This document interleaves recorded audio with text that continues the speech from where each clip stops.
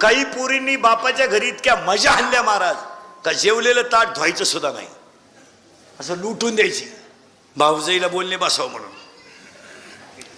असा नवरा मिळाला तिला, कांदे लावायच्या टोळीची मुकादम झाली.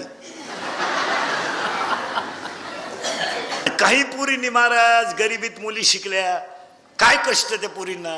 शाळेला दप्तर फाटकं, कपडे शाळेचा एक ड्रेस तो रविवारी धुवायचा. शाळेत जर सहलीची नोटीस आली आणि 50 रुपये जर भरायचे असले, त्या काळात 50 म्हणजे लय झाले, तर त्या पोरीनं दर तासाला उभं राहायचं. का माझी आई मला 50 रुपये देईल हो, पण माझ्या आईला कुणाच्या तरी शेतात कामाला जावं लागेल आणि ते मला पटणार नाही, मला सहलीला. आणि ती पोरगी हुशार राहायची शाळेत. शिक्षकाची अपेक्षा अशी राहायची त्या मुलीनं सहलीला यावं, कारण शिक्षकाची अपेक्षा अशी होती ही मुलगी गरिबाच्या घरात शिकली पण विद्वान आहे, हिला पुढे भविष्य